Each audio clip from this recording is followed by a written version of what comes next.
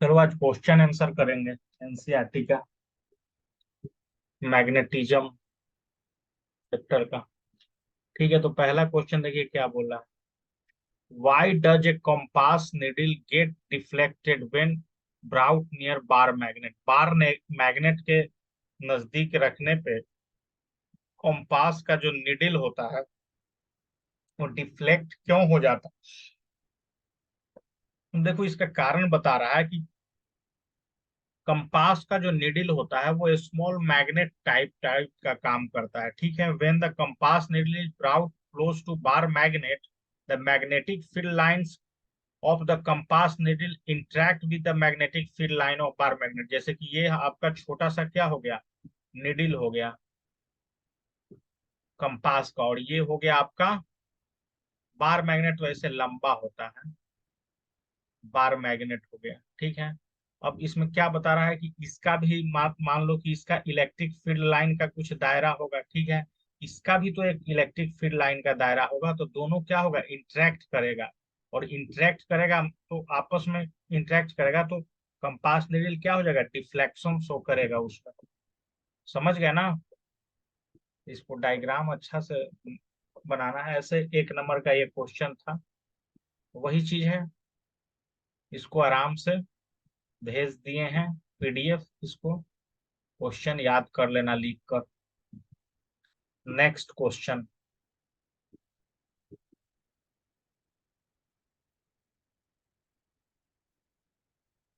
देखो, ये भी बहुत बढ़िया क्वेश्चन है, ये कर भी चुकी होगी। ठीक है, क्या बोल रहा है क्वेश्चन, बोल रहा है कि draw magnetic field line around a bar magnet. ये आपका बार मैग्नेट हो गया बीच में, इसके एक कैसा मैग्नेटिक फील्ड लाइन इसके होता है चारों तरफ, उसको ड्रॉ करना है। तो बीच वाला क्या हो रहा है, स्ट्रेट लाइन में पार कर रहा है, और बाकी सर, सर्किल सर्किल बना रहा है। समझ गया ना, सर्किल बना रहा है, समझे ना। तो magnetic field line of bar magnet emerge from north pole and terminate at south pole. निकलता कहाँ से है, नॉर्थ पोल से निकला और साउथ पे जाके क्या हो गया, मिल गया, टर्मिनेट किया साउथ पोल पे। इमर्ज फ्रॉम नॉर्थ पोल, तो फिगर देखने से स्पष्ट है, दोनों तरफ का, नॉर्थ से निकला साउथ पे गया, नॉर्थ से निकला साउथ पे गया। तो ये डायग्राम भी बहुत इंपॉर्टेंट है। ये हो गया। Next,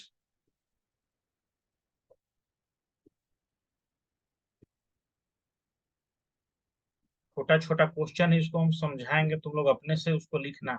list the property of magnetic field line. Magnetic field line का क्या क्या प्रॉपर्टीज होता है। तो पहला क्या है कि magnetic field line do not intersect each other. ये जो magnetic field line bar magnet का हम लोग खींचे हैं, ये एक दूसरे को कट नहीं करती है, क्रॉस नहीं करती है, इंटरसेक्ट नहीं करती है। समझ गया ना। दे और ये हमेशा नॉर्थ पोल से निकलेगी और साउथ पोल की ओर जाएगी। दूसरा प्रॉपर्टी। तीसरा, inside the magnet direction of the field line is from south pole to north pole. देखो, ये तो मैग्नेट के बाहर हम लोग देख रहे हैं ना कि नॉर्थ से साउथ जा रहा है, लेकिन मैग्नेट के अंदर जस्ट उल्टा होगा। मैग्नेट के अंदर का बात करेंगे, इंटरनल मैग्नेटिक फील्ड लाइन, तो वो हो जाएगा साउथ टू नॉर्थ होगा। वो अंदर का चीज है, उसको एज्यूम करना पड़ेगा, हाइपोथेटिकल। समझ गए। तो तीन को प्रॉपर्टीज दिया हुआ है मैग्नेटिक फील्ड लाइन का, ये भी याद रखना है आपको एग्जाम के दृष्टिकोण से। Next question, why don't two magnetic field line intersect each other. बहुत इंपॉर्टेंट क्वेश्चन है कि मैग्नेटिक फील्ड लाइन एक दूसरे को क्यों नहीं कट करती है। तो two magnetic field line intersect, then the two point of intersections the compass needle show two different direction which is not possible. मतलब क्या है, मान लीजिए कि कंपास नीडल है और इसको बार मैग्नेट के नजदीक रखेंगे, तो क्या होना चाहिए कि अगर उसका एक दूसरे को ये कट करेगा, अगर मान लीजिए कि मैग्नेटिक फील्ड लाइन अगर एक दूसरे को कट करता, जैसे कि एक यहाँ से ऐसे गया और दूसरा मान लो कि यहाँ से ऐसे जाता, तो एक डायरेक्शन में क्या होता कि दो गो डायरेक्शन उसका अलग अलग हो जाता, जो कि पॉसिबल नहीं है। इस कारण क्या होता है कि मैग्नेटिक फील्ड लाइन एक दूसरे को कट नहीं करता है। तो ये क्वेश्चन है जो हमेशा बच्चा भूल जाता है। इसको वीआईपी क्वेश्चन का दर्जा दे देते हैं, इसको पक्का रट्टा मार लेना है। समझ गया ना, एक ही लाइन का है लेकिन बहुत को याद नहीं रहता है।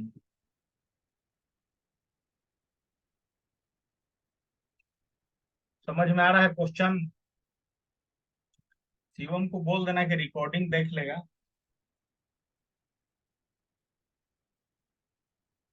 क्वेश्चन समझ में आ रहा है तो हाथ उठाइए।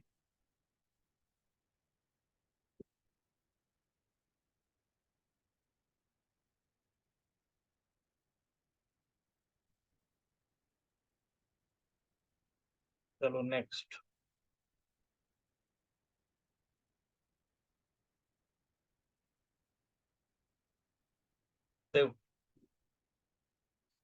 Consider a circular loop of wire laying in the plane of table. Let the currents pass through the loop clockwise. Apply the right hand thumb rule to find out the direction of magnetic field inside and outside the loop. ठीक है, अब इसमें क्या बता रहा है कि इस फिगर में इनसाइड और आउटसाइड आप बताइए मैग्नेटिक फील्ड लाइन का direction. For the downward direction of the current, the direction of the magnetic field will be as emerging from the table outside and the loop and merging with the table inside। मतलब देखो क्या हो रहा है ना कि magnetic field मतलब कि ये जो आपका सर्कुलर करंट कैरिंग कंडक्टर है इसके चारों तरफ क्या होगा, मैग्नेटिक फील्ड बनेगा। तो जो डाउन फील्ड लाइन बनेगी उसके लिए क्या हो रहा है कि इमर्ज हो रहा है ऊपर से लेके नीचे की तरफ जा रहा है। ये किसके लिए है? डाउनवर्ड फील्ड लाइन के लिए। और अपवर्ड के लिए क्या है? अपवर्ड के लिए इसका डायरेक्शन इधर चेंज है। समझे ना, अपवर्ड के लिए डायरेक्शन उसका चेंज है। अपवर्ड में क्या हो रहा है, उल्टा हो रहा है। अपवर्ड में देखिए क्या हो रहा है, आउटसाइड द लूप। ये बोला similarly for current flowing upward direction the direction of magnetic field will be as they emerge from the table outside and loop and merging with the table inside. ये क्या हो रहा है upward के लिए कि ये टेबल के ऊपरी सतह से इमर्ज हो रहा है और इनसाइड चला जा रहा है। समझ गए ना, और इसमें उल्टा हो रहा था डाउनवर्ड फील्ड लाइन के लिए। इमर्जिंग यहाँ से टेबल, डायरेक्शन का अंतर है दोनों में। टेबल से ही इमर्ज होके अंदर की तरफ जा रहा है और इसमें बाहर से इमर्ज होके अंदर की तरफ जा रहा है। तो ये इस तरह का क्वेश्चन सीबीएसई में आता है। समझ गए ना, तो जैसे इसका थ्योरी तो थोड़ा सा अजब टाइप का है ना, मतलब इस तरह का क्वेश्चन सीबीएसई में ज्यादा पूछा जाता है। सीबीएसई में डायरेक्ट क्वेश्चन बहुत कम आता है, इसी तरह का क्वेश्चन ज्यादा पूछा जाता है ताकि बच्चा को समझ में नहीं है। तो इस तरह के क्वेश्चन में जो आपको नॉलेज है इसके अकॉर्डिंग उसी के बेस पे आप अपना आंसर दीजिए।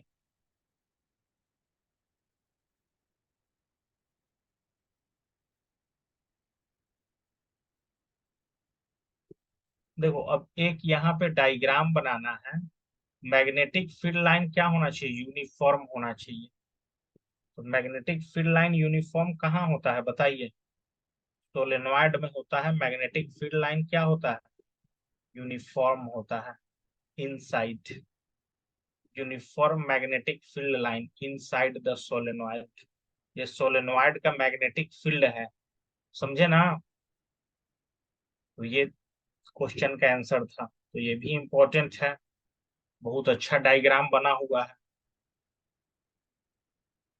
Next question, choose the correct option. The magnetic field inside the long straight solenoid carrying current. क्या होगा पूछ रहा है इसमें कि देखो यही तो सोलेनॉइड बना हुआ है, तो इसमें अंदर क्या है, इनसाइड का बात कर रहा है ना जी। इनसाइड, इनसाइड क्या है, यूनिफॉर्म मैग्नेटिक फील्ड है। यूनिफॉर्म कहने का मतलब क्या होता है कि हर एक पॉइंट पे सेम मैग्नेटिक फील्ड है। तो मैग्नेटिक फील्ड का वैल्यू क्या होगा, is the same at all point. इसका डी ऑप्शन सही हो जाएगा, या चौथा ऑप्शन इसका सही हो जाएगा। मतलब जो इसके पहले जो क्वेश्चन था उसी से रिलेटेड ये भी क्वेश्चन। कोई दिक्कत?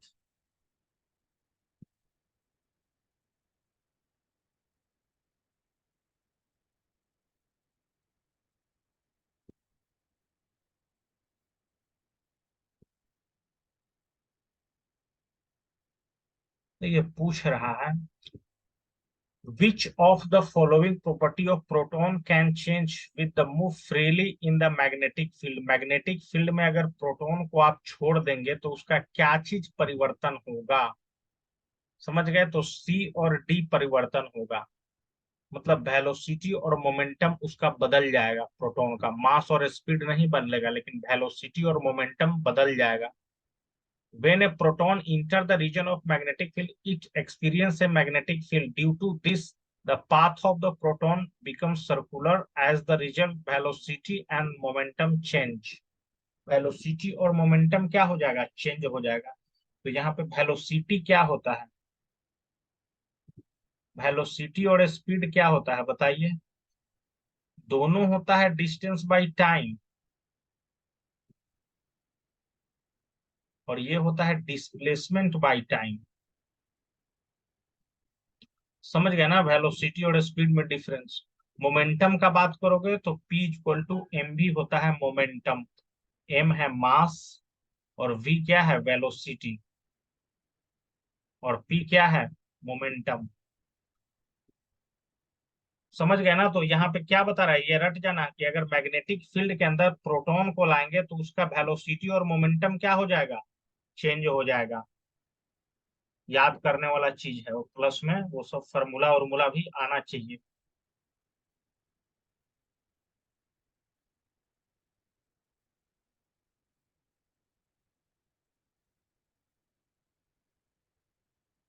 देखो, जो ये क्वेश्चन है ना, इसका पहले आंसर पढ़िए।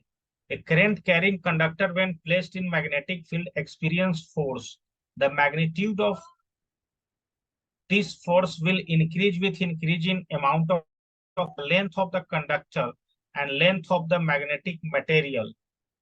Hence, the strength of the magnetic force on the rod AB is displacement will increase if current।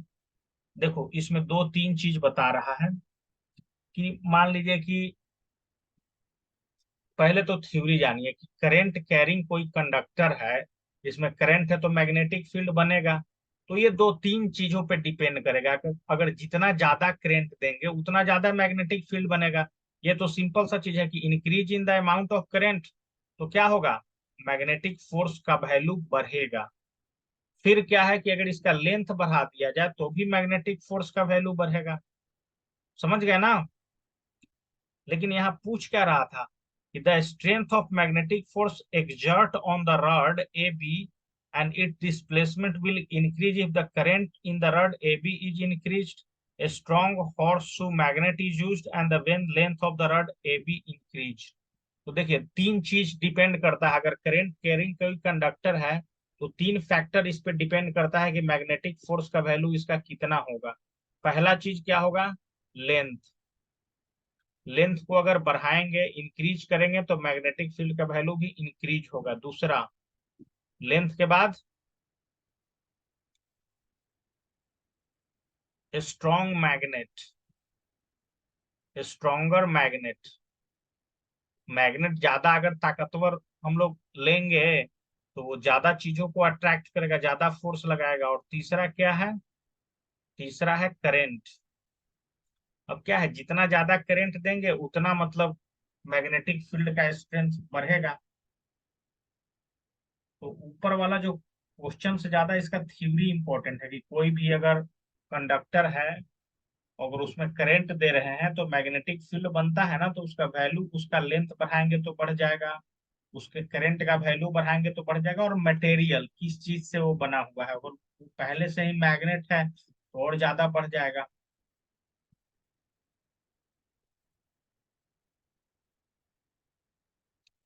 Three positive charge particle, alpha particle projected towards the west is deflected towards the north by a magnetic field. The direction of magnetic field is, एक alpha particle है जिसको क्या किया गया है, waste की तरफ फेंका गया है, लेकिन वो मैग्नेटिक फील्ड के कारण नॉर्थ दिशा में जाके उसको अट्रैक्ट हो जा रहा है। तो डायरेक्शन उसका किस तरफ होगा? एक मिनट, एक मिनट।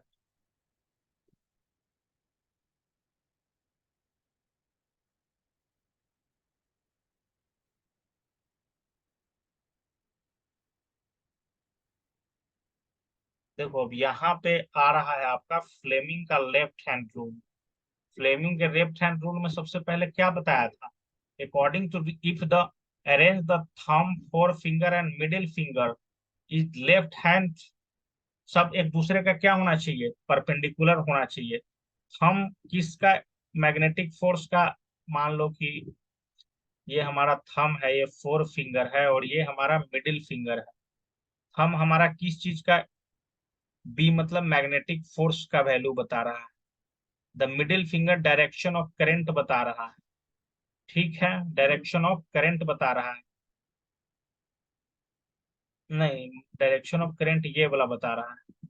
तो फोर फिंगर क्या बताएगा? मैग्नेटिक फील्ड का वैल्यू। देखो अब ये चीज यहाँ पे क्लियर होना चाहिए। ये मैग्नेटिक फोर्स है, एफ क्या है, मैग्नेटिक फोर्स है। और ये क्या है, मैग्नेटिक फील्ड है। ये क्या है, आई करंट है। और ये क्या चीज है, लेफ्ट हैंड का है, लेफ्ट हैंड का। और ये दिया कौन था, फ्लेमिंग ने दिया था। ठीक है ना, फ्लेमिंग ने दिया था। ठीक है। तो अब हम लोग फ्लेमिंग का रूल पढ़ के, ये थंब है हमारा, ये हमारा फोर फिंगर और ये मिडिल फिंगर था। ठीक है ना, इसको हम अच्छे ऐसे ही हाइपोथेटिकल ड्रॉ किए, इसको और अच्छे से ड्रॉ कर सकते हो तुम। फ्लेमिंग लेफ्ट हैंड रूल है, तो पहले तो फ्लेमिंग, इस क्वेश्चन को समझने के लिए फ्लेमिंग लेफ्ट हैंड रूल आपको पता होना चाहिए। दूसरा चीज क्या बता रहा है, the direction of the current will also towards the west. देखो इसमें क्या था कि direction of the positively alpha particle towards west, west के तरफ अल्फा पार्टिकल को वेस्ट के तरफ फेंका गया है। तो उसका क्या होगा कि उसका डायरेक्शन होगा मैग्नेटिक फोर्स का, वो भी क्या होगा, करंट का डायरेक्शन वेस्ट की तरफ होगा। जैसे अल्फा पार्टिकल मतलब इलेक्ट्रॉन जब चलता है तभी तो करंट बनता है, तो ये इसी डायरेक्शन में होगा, समझ गए ना, वेस्ट की तरफ।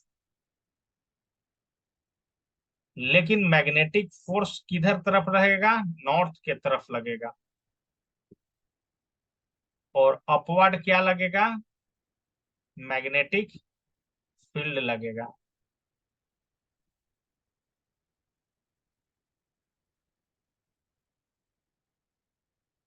ऐसा कुछ, इसको पलट दो, फिगर सही से नहीं बन पा रहा है। लेकिन एक चीज यहाँ पे देख लीजिए कि अगर अल्फा पार्टिकल का डायरेक्शन किधर है, डायरेक्शन है वेस्ट की ओर, तो करंट का डायरेक्शन किधर होगा, वेस्ट की ओर। मैग्नेटिक फील्ड का डायरेक्शन किस ओर होगा, मैग्नेटिक फील्ड का डायरेक्शन अपवर्ड होगा। और फोर्स का डायरेक्शन किधर होगा, नॉर्थ की ओर होगा। मतलब यही चीज बता रहा ना कि ये नॉर्थ है हमारा, नॉर्थ की तरफ किसका डायरेक्शन बता रहा है, फोर्स का। फिर इधर किसका डायरेक्शन बता रहा है, इसका डायरेक्शन बता रहा है हम लोग का बी का। और फिर इसका डायरेक्शन बता रहा है आई का। तो यही तो पढ़े थे ना हम लोग, ये थंब था, ये फोर फिंगर और ये मिडिल फिंगर। तो यही तो फ्लेमिंग लेफ्ट हैंड रूल है, इसको इस पे सजा सकते हो तुम लोग। बढ़िया क्वेश्चन है, इसको समझना जरूरी है, बार बार प्रैक्टिस करके अपने से। Next question.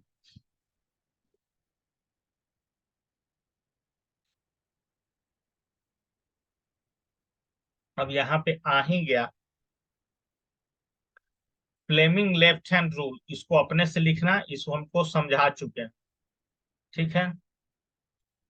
What is the principle of electric motor? Electric motor क्या होता है? इलेक्ट्रिक मोटर क्या करता है बताइए? इलेक्ट्रिक मोटर से हम लोग क्या करते हैं? पानी वानी लेते हैं ना नीचे से जो आता है, वो इलेक्ट्रिक मोटर क्या है? इलेक्ट्रिकल एनर्जी को मैकेनिकल एनर्जी में बदल देता है।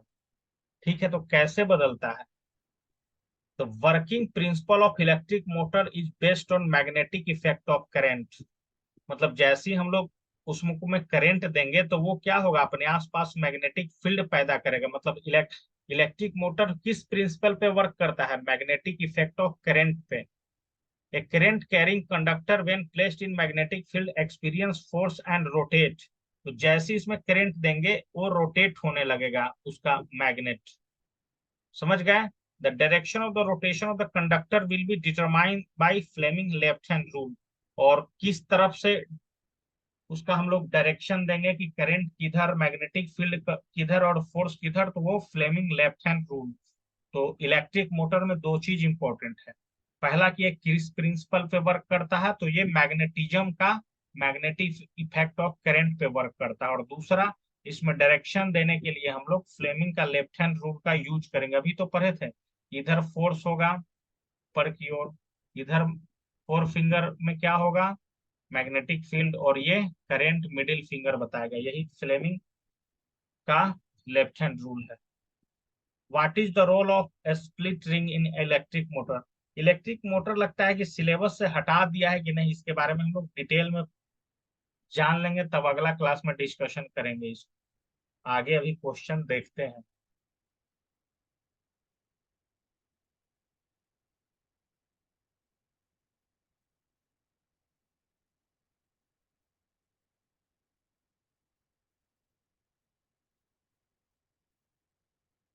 देखो, दो तरह से क्या किया जा सकता है, इंड्यूस करंट पैदा किया जा सकता है। पहला चीज क्या है कि coil is move rapidly between the two poles of horseshoe magnet. मान लो कि ये हॉर्सू मैग्नेट है, ये नॉर्थ और ये साउथ इसका पोल है। तो मान लीजिए कि ये प्राइमरी और एक सेकेंडरी, दो को कॉइल को क्या करेंगे, इसको मूव कराएंगे तब उत्पन्न होगा इंड्यूस करंट। और दूसरा, when a magnet is moved relatively to the coil, या तो कॉइल, जैसे कि पहला कंडीशन में क्या बोल रहा है कि ये मैग्नेट है, मैग्नेट फिक्स है पहले, और तुम्हारा कॉइल मूव कर रहा है, तब भी उसमें करंट पैदा होगा। और दूसरा कंडीशन में क्या बोल रहा है कि मैग्नेट अब इस बार मूव करेगा और ये हमारा वायर जो स्थिर रहेगा, तो भी उसमें इंड्यूस करंट उत्पन्न होगा। थोड़ा सा टेक्निकल वर्ड है, समझ में आ जाना चाहिए।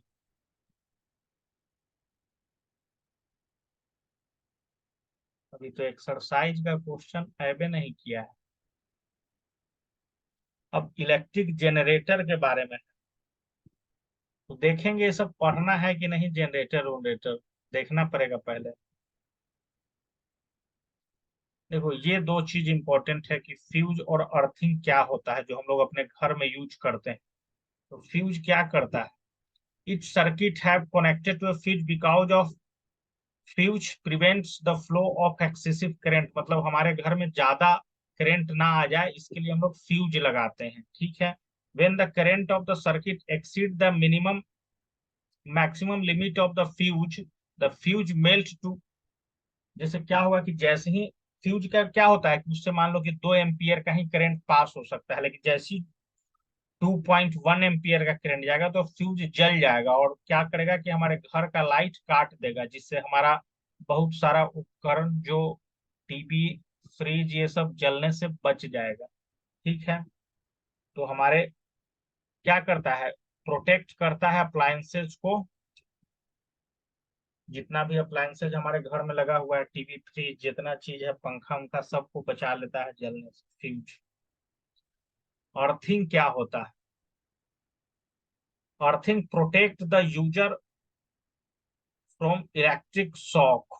इलेक्ट्रिक शॉक कभी कभी होता है ना कि कभी ज्यादा, any leakage of current is transferred to the ground by earthing and the people using the appliances are prevent from getting elect. जैसे क्या है ना कि आदमी को जब हम लोग जैसे अर्थिंग का यूज किस में होगा, मतलब थ्री प्लग वाला जो हम लोग का पिन रहता है ना, उसमें थ्री प्लग पिन होता है। तो उसमें क्या होगा कि करंट नहीं लगेगा, कोई भी चीज को छूने पे लाइन मार देता है ना, मतलब वैसा हम लोग बोलते हैं ना कि इलेक्ट्रोक्यूटेड हो गया। तो वो चीज नहीं होने देगा, अर्थिंग के थ्रू वो क्या हो जाता है, ट्रांसफर हो जाता है एक्सेस करंट।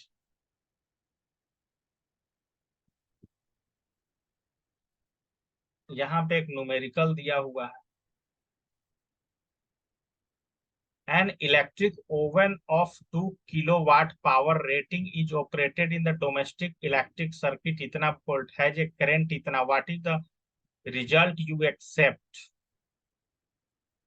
देखिए, तो सबसे पहले तो क्या बता रहा है, इलेक्ट्रिक ओवन है 2 किलोवाट का। 2 किलोवाट मतलब 2000 वाट का है, ठीक है। और वोल्टेज कितना जा रहा है, 220 वोल्ट का जा रहा है। और करंट कितना उसको मिल रहा है, 1 एम्पियर का करंट मिल रहा है, 5 एम्पियर का। लेकिन हम लोग ये दोनों चीज से ना एक फार्मूला निकाल सकते हैं। जैसे ये पावर दिया हुआ है, तो current is equal to power by voltage होता है। पावर कितना था, 2000 वाट, और वोल्टेज कितना, 220 वोल्ट। तो ये एक्चुअल में 9.09 एम्पियर का करंट इसको चाहिए। लेकिन हम लोग उसको दे कि कितना रहे, 5 एम्पियर का। तो 0.09 एम्पियर तक वो बर्दाश्त कर सकता है, मतलब जो हम लोग इलेक्ट्रिक ओवन यूज कर रहे हैं। और हम लोग दे कितना रहे हैं, 5 एम्पियर का। तो 5 एम्पियर तो 9 से कम ही है, वो हमारा जले उलेगा नहीं, खराब उराब नहीं होगा। समझ गया ना, और फ्यूज भी मेल्ट नहीं होगा।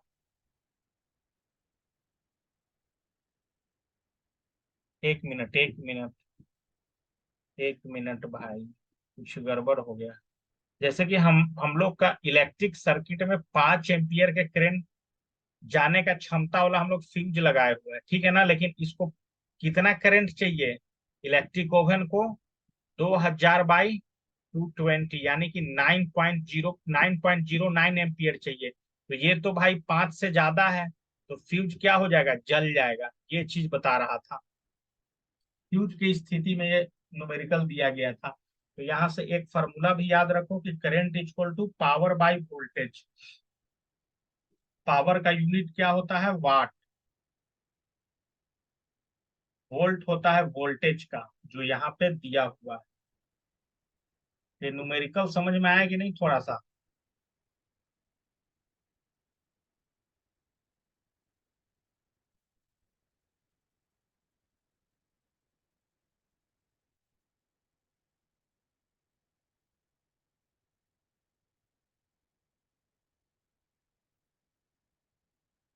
देखो, एग्जाम में पास करना है तो दो चीज करना पड़ेगा। एक तो इस क्वेश्चन को फिर से बनाना होगा बैठ के, समझ गया ना।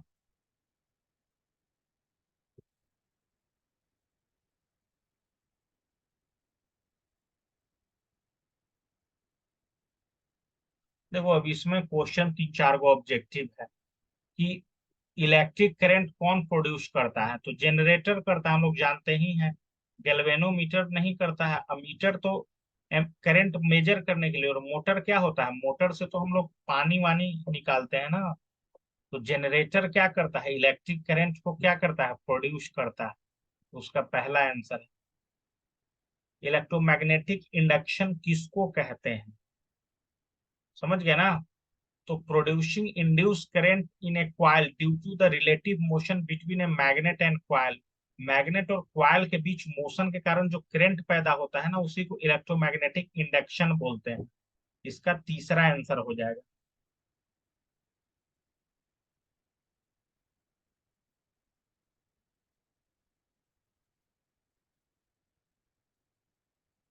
जितना भी क्वेश्चन अभी बताए हैं वो सबका प्रैक्टिस अभी होना जरूरी है। फिर जो 3 4 गो क्वेश्चन और बच गया है उसको कल बताएंगे। फिर परसों से मैथ हम लोग शुरू करेंगे, ठीक ना। तो नहीं लिखना है तो इसको बार बार देख के याद करो।